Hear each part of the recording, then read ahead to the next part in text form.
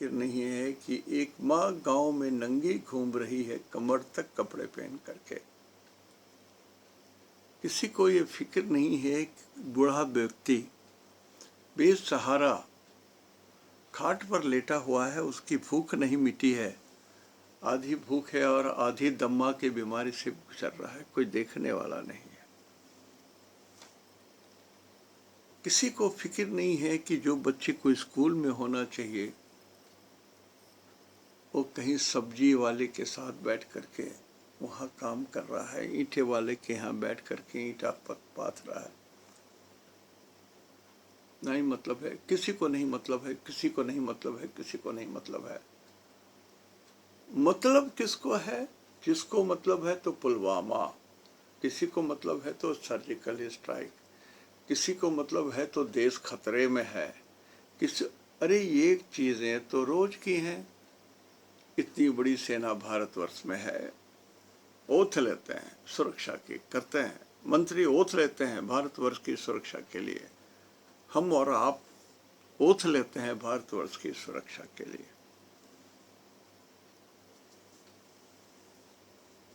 देखिए, मैं थोड़ी अपनी बात बोल देता हूँ। मेरे पिताजी कांग्रेसी थे, बम बनाते थे, चंपारण में थे, राजेंद्र बाबू और गांधी जी के साथ काम कर चुके थे, मैं पहले भी कभी बता चुका हूँ। लेकिन मैंने पिताजी से कहा, पिताजी आपका आज्ञा है कि हम लोग सब वोट देंगे दिल्ली में कांग्रेस के लिए, कंडीशन अच्छी हो चाहे कैंडिडेट बुरा हो चाहे अच्छा हो, जो कांग्रेस ने दिया, जो हम लोगों ने दिया, जो मेरे परिवार ने त्याग किया, जो हम 7 वर्ष के आयु तक कांग्रेस के राज में अंग्रेजों का जो गुलामीपन था, जो अत्याचार था, मेरी बूढ़ी आंखों ने देखा है, मैंने देखा है। आपका जन्म भी नहीं हुआ था उस समय। मैं वो पीड़ा जानता हूँ, मैं झेला हूँ, फिर भी मैं कांग्रेस का बखान नहीं कर सकता। वो जब थे तब थे, अभी क्या। तो उसमें हमने पिताजी से कहा था, पिताजी एक छूट तो दे दो, दिल्ली के लिए मैं वोट करूंगा कांग्रेस को, वचनबद्ध हूं, लेकिन विधानसभा के लिए मेरी मर्जी के लिए छोड़ दो। तो पिताजी ने सिर्फ मेरा मन टटोलने के लिए कहा था कि किसको दोगे बेटा।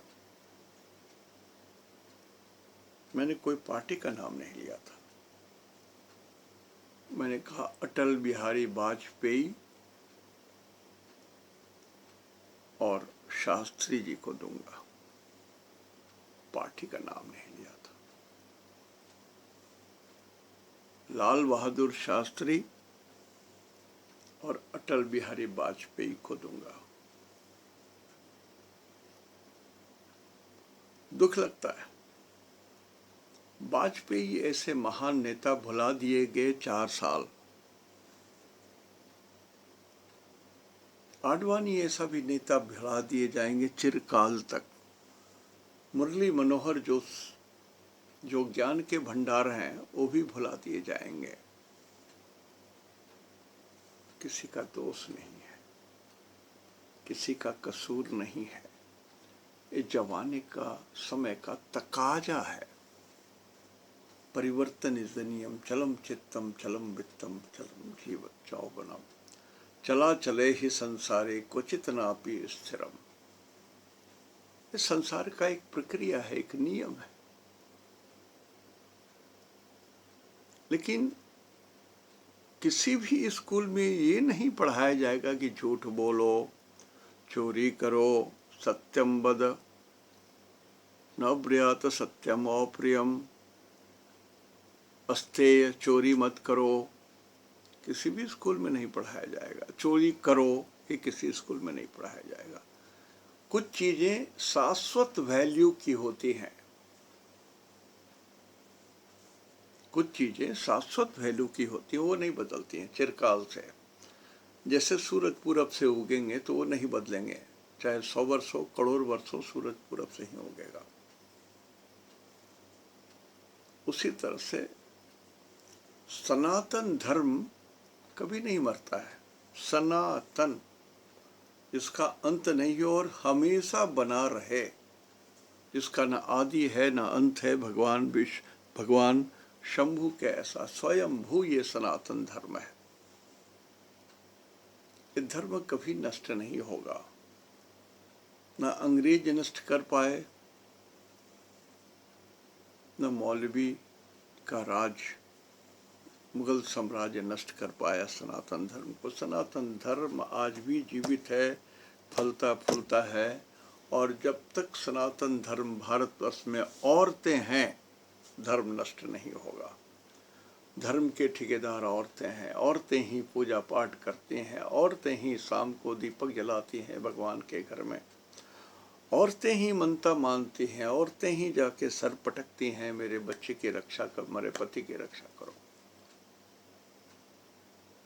इसलिए भारत, ये जो धरती है वो भारत माता है, और भारत माता को, उनके सनातन धर्म को सहेजने वाली हमारी माताएं ही हैं। तो माताओं का कोई स्थान नहीं है इस वोट में, कोई पावर नहीं है वोट में। आप एक भोग्य हो, आनंद प्राप्त करने का एक साधन हो, बाल बच्चे पैदा करने का एक साधन मात्र हो। ये हमारे भारतवर्ष में नहीं थे। हमारे यहाँ गार्गी, मैत्रेयी, सीता ऐसी महान विभूति और विद्वान औरतें भी हुई, अहल्याबाई भी हुई है, झांसी की रानी भी हुई, मदर टेरेसा भी हुई है।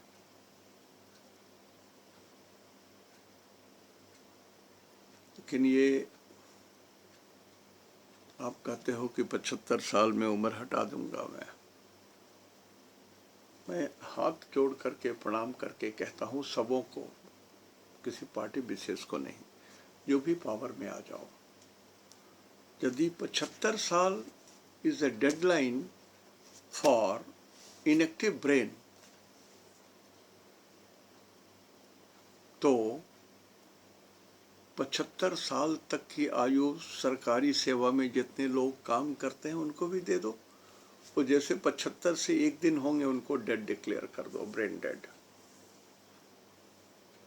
कोई नौकरी में रिटायरमेंट एज 55 नहीं हो, 58 नहीं हो, एक साल बढ़ाया जाए वो नहीं हो, 60 साल नहीं हो, 75 साल कर दो, तो सभी लोग प्रेम से काम करेंगे, कहीं गड़बड़ी नहीं होगी। सबों को मालूम है कि मेरी आयु 75 साल है। और यदि आयु 75 साल की करते हो, गणना करते हो, मैं सबके लिए बोल रहा हूँ, सभी पार्टियों के लिए बोल रहा हूँ, सर भारतवर्ष इस महान देश में, देश को चलाने के लिए निम्नतम योग्यता भी संविधान में, संविधान को लेकर के परिवर्तित कर दो।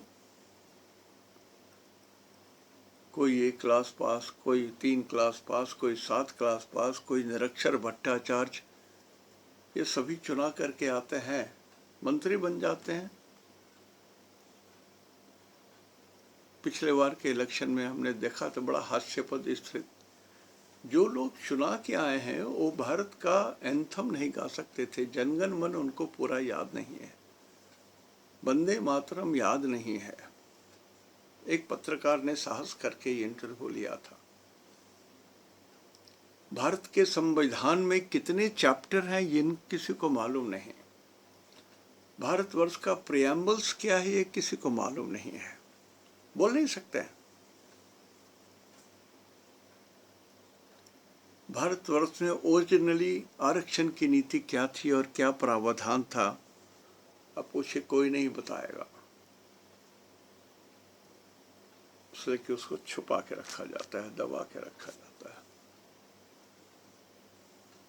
तो गुरु इसी संविधान को बोलते हैं जो 29 डिग्री में चल रहे हैं, और ये 29 डिग्री में 30 तारीख को पहुंच जाएंगे 9 नंबर में, और फिर 22 अप्रैल तक रहेंगे, 24 अप्रैल तक रहेंगे।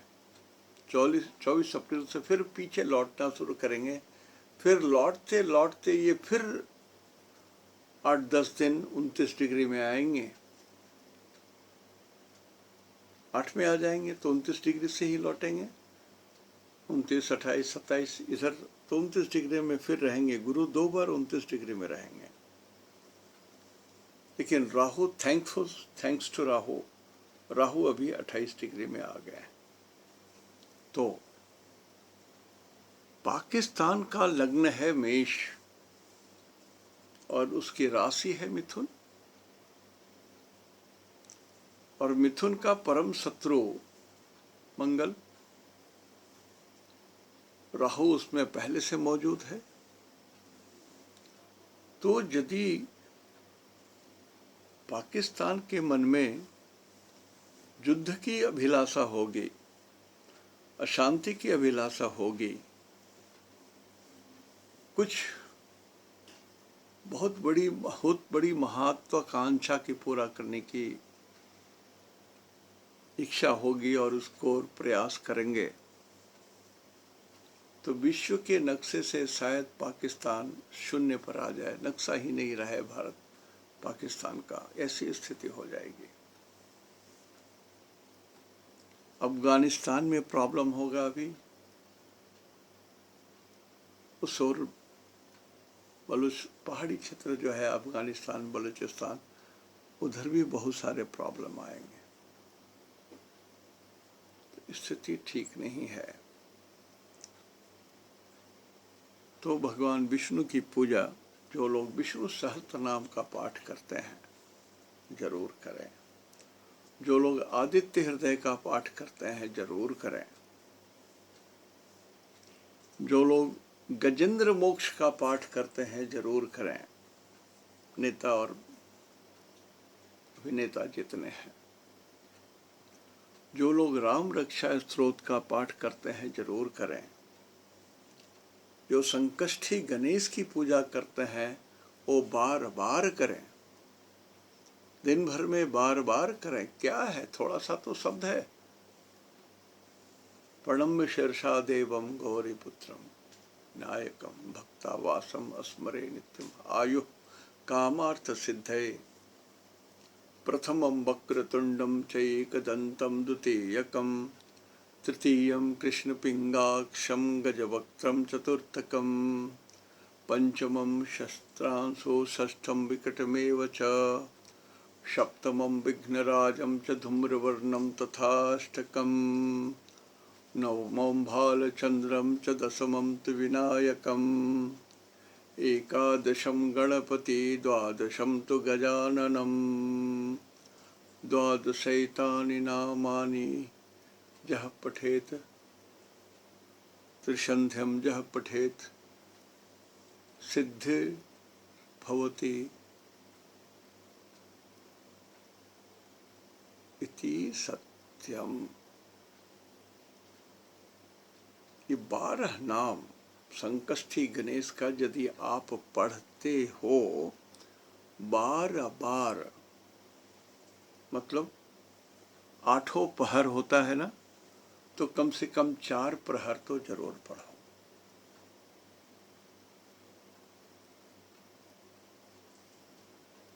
द्वादशम तो गजाननम, बड़ा बड़ा मुट्ठी, हेड, सूढ़। देखिएगा ये बहुत बड़ी चीज होती है।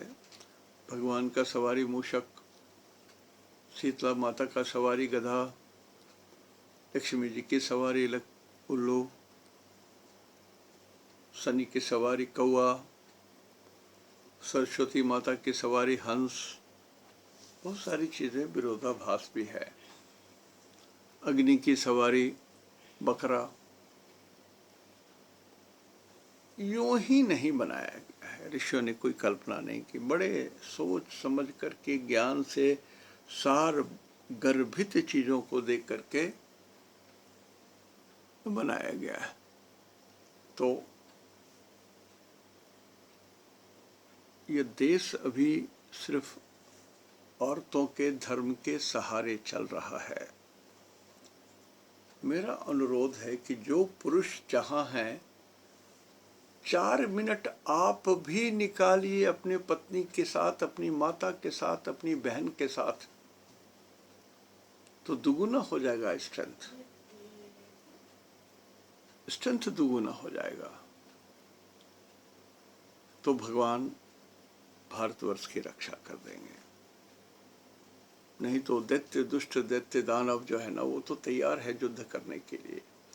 और हम लोग भी इलेक्शन जीतने के लिए ऐसे ऐसे शब्दों का प्रयोग कर रहे हैं कि जो ठंडा भी वो भी गर्म होकर के उठ के खड़ा हो जाए। ही तुम हमको ये बोलेगा, तुम हमको ऐसे दिखाता है, तुम हमको समाज में नीचा दिखाता है।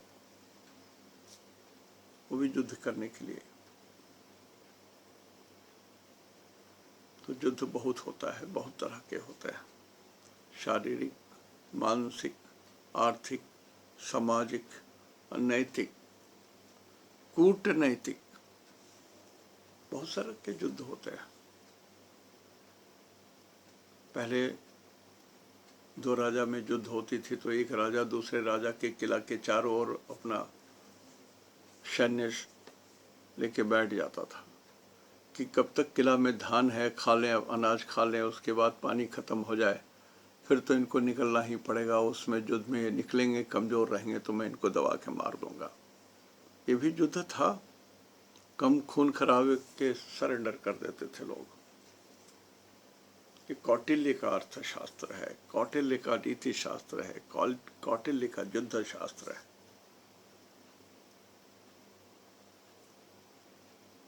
तो पूजा करें, भगवान से प्रार्थना करें, सबको सन्मति दे भगवान। जय गणेश। आज यहीं तक। आज मैंने अपने मन की व्यथा बताई आपको। डर लग रहा है। ये ना कहें जो लोग बोलते हैं कि आप व्यर्थ डरते हो, लोगों को डराते हो। नहीं, सच बात है, डरने की बात है, भगवान के शरण में जाने की बात है, पूजा करने की बात है। जिसका कोई सहारा नहीं है, भगवान सहारा होता है। हमारा देश धार्मिक है, भारत माता है। हर कोई किसी न किसी भगवान की आग को पाल करके रखा है अपने छाती में, और उसी के सहारे जीते हैं। आइए सब कोई मिल करके हम लोग उसी भगवान की आराधना करें। इति शुभम।